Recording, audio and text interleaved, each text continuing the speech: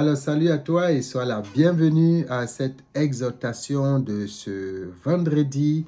Nous sommes aujourd'hui le 5 juin. Que le Seigneur te bénisse abondamment. Eh bien, aujourd'hui, je voudrais te parler d'une réalité que nous vivons tous. Je voudrais t'exhorter au pardon. Pourquoi? On va le voir.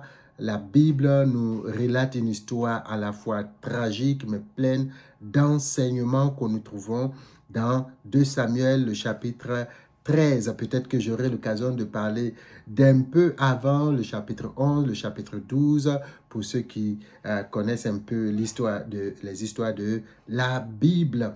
Eh bien, vous savez certainement, vous avez déjà vécu des situations où des gens ont refusé, ont critiqué, ont rejeté certaines attitudes, certains comportements, certaines réalités chez d'autres personnes parce que nous ne voulons pas ressembler à ces personnes-là et finir par faire exactement comme ces personnes. Eh bien, aujourd'hui, je voudrais vous parler de l'histoire de Absalom dans la Bible.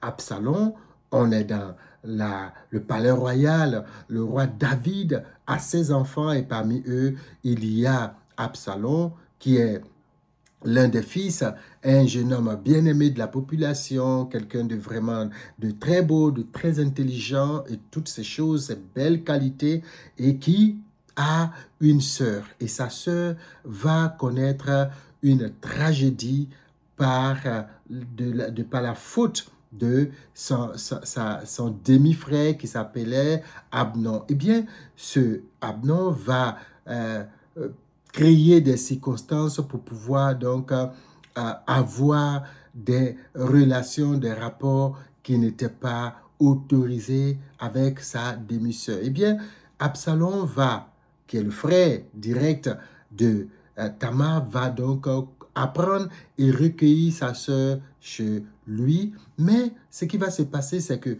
pendant que Absalom a sa sœur avec lui, qui est déshonorée, qui est mal en point, qui ne se sent pas bien, peut-être psychologiquement, peut-être physiquement, eh bien, Absalom va attendre quelque chose de son père, le roi David.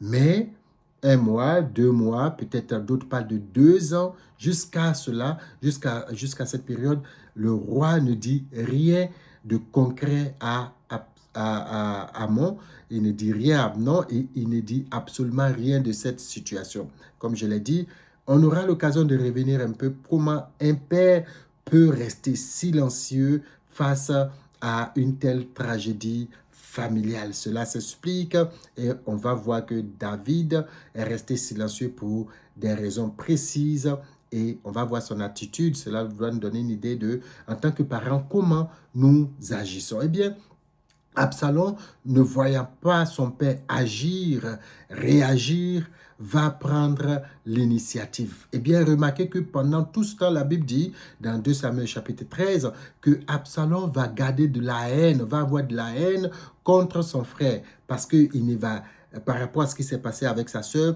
la Bible dit qu'il ne va rien dire de mal, ni en bien, ni en mal, à l'encontre de son frère, son demi-frère, Abnon. Mais il va garder de la haine contre lui.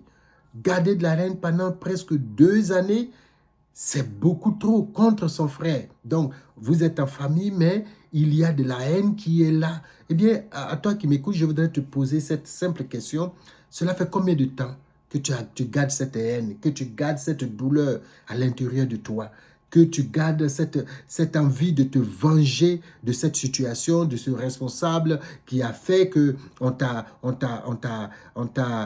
déclassé, qui a fait qu'on ne t'a pas nommé, de ce membre de famille qui a fait que tu as perdu quelque chose de l'héritage pour qui tu as gardé de la haine. Cela va faire combien de temps maintenant que tu as cette haine dans ton cœur? Eh bien, Absalom va garder sa haine contre Abnon pendant 2 années. Et lui qui était un gars bien, un gars respecté dans la communauté, un gars vraiment, un prince vraiment très apprécié de la population, va finir face au silence de son père par inviter son frère Abnon chez lui et le faire tué par ses serviteurs. Eh bien, on va voir que le jeune homme, très bien, va finir par tomber dans beaucoup de travers. Il va même fomenter un coup d'État contre son père, David le roi. Il va finir lui-même à la fin par mourir de façon très tragique.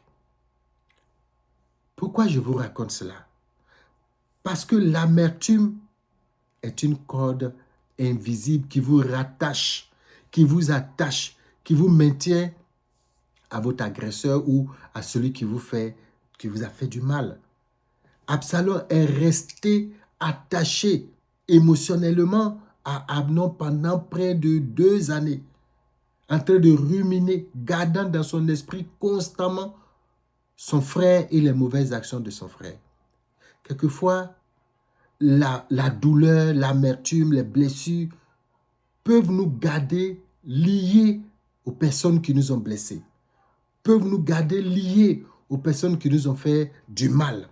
Alors que c'est quelque chose qu'on aurait bien voulu se débarrasser.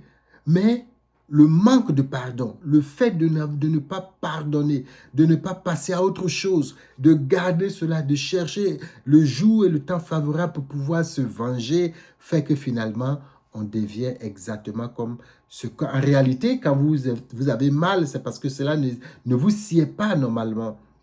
Mais à force de garder en vous l'amertume, de garder en vous cela, cela va transformer votre être intérieur et vous pousser à devenir exactement ce que vous décriez ou ce que vous rejetez, ce contre lequel ou laquelle vous aviez de la haine. Des gens ont refusé de tomber dans la corruption parce que des gens ont refusé de peut-être, on a vu des gens qui refusent de dire, bon, ou bien qui n'acceptent pas que de payer telle chose parce que c'est de la corruption. Et puis quand ils sont au poste donné, ils commettent les mêmes choses. Dans le cas du pardon, Absalom a gardé dans son cœur la haine contre son frère. Il a fini par devenir une personne haineuse. Il a gardé dans son cœur cette tragédie. Il a fini par commettre l'irréparable. Il a gardé dans son cœur le fait que son père n'ait pas parlé. Il a commis finalement un coup d'État. Il a cherché à commettre, il avait déjà fait le coup d'État. D'accord? Et donc, on voit clairement que le pardon ici, c'est une clé importante pour se sortir de l'amertume et avancer. Le pardon, c'est un acte de foi. Eh bien, je voudrais juste faire une petite précision, parce que souvent on confond pardonner et puis se réconcilier. Le pardon est un acte de confiance envers Dieu. C'est comme quand vous pardonnez, vous dites à Dieu, je te fais confiance parce que je sais que tu prends soin de cette situation. Pardonner, c'est aussi vous détacher émotionnellement de la source qui vous a causé le problème. Pardonner, c'est aussi arriver à dire je ne veux pas être prisonnier d'une situation que je hais, que je ne veux pas dans ma vie. Pardonner, c'est vous libérer de cette chaîne invisible que vous traînez quand vous ne pardonnez pas, quand vous avez de la haine dans votre cœur contre un frère, contre une soeur, contre quelqu'un qui est dans votre entourage. Pardonner est un remède pour votre cœur. Pardonner, c'est un acte unilatéral en premier. C'est un acte de cœur. C'est un acte c'est une décision que vous prenez en vous-même de façon personnelle pour vous guérir, pour vous libérer. Ce n'est pas pardonner, ce n'est pas faire une faveur à celui qui vous a offensé. Pardonner, c'est vous guérir et vous libérer. C'est pour ça qu'il est important que vous n'attendiez pas que que l'offenseur vienne vous demander pardon avant que vous ne pardonniez. Il faut même pardonner avant que la personne ne vienne vous demander pardon. Donc, c'est un acte important. Je sais que dans Luc chapitre 17, Jésus parle d'une histoire intéressante pour dire si ton frère a péché contre toi et ceci, cela, et qu'il se répand. S'il se répand, alors tu lui pardonnes. Mais ici, le pardon ici, le contexte est plus un pardon dans le cadre des interactions entre les individus, de la communauté, de la communion entre les gens. Ça veut dire que vous avez déjà pardonné au fond de vous-même. Et puis pour continuer, ça c'est vraiment de la réconciliation, pour continuer à marcher ensemble, pour continuer à vivre dans l'harmonie, eh bien, quand la personne vient, il faut toujours lui accorder ce pardon. C'est de ça que Jésus parle dans Luc chapitre 17. Mais quand Jésus parle, il dit, si ton frère a péché contre toi 7 fois dans une même journée, il faut lui pardonner autant de fois. Ça veut dire, c'est une décision personnelle. Ici, dans cette première partie, eh bien, la personne ne vient pas vous demander pardon. C'est un acte spontané, délibéré, qui vous permet de vous réconcilier, de vous reconnecter à Dieu et non à la source qui vous a fait du mal. Donc ici, ce que je voudrais pour conclure dire avec vous, que j'ai bien voulu noter ici, c'est que il ne faut pas tomber dans le piège du manque de pardon.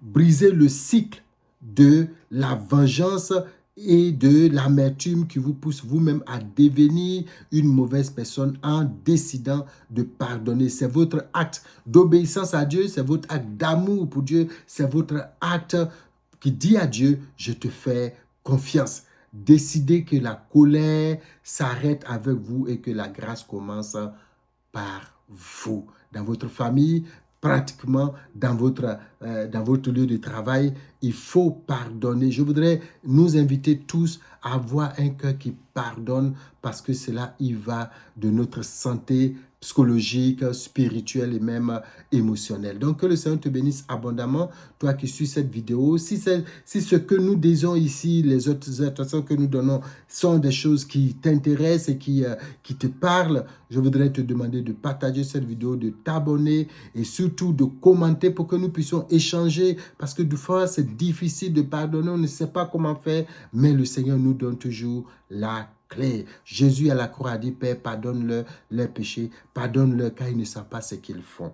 Eh bien, je sais que ce ne sont pas des choses faciles, mais c'est une décision qu'il faut prendre maintenant pour que quand l'offense arrive, que tu aies les clés et les moyens, la confiance en Dieu pour pouvoir pardonner. Alors que le Seigneur te bénisse abondamment. Le vendredi dernier, on ne s'est pas vu parce que je ne me sentais pas trop bien et je n'avais pas voulu me retrouver ici avec le nez qui coule et tu vois, toutes ces choses-là. Donc, j'ai voulu sauter ce jour-là vraiment. Que le Seigneur te bénisse abondamment. Passe un bon week-end et on se dit à très bientôt.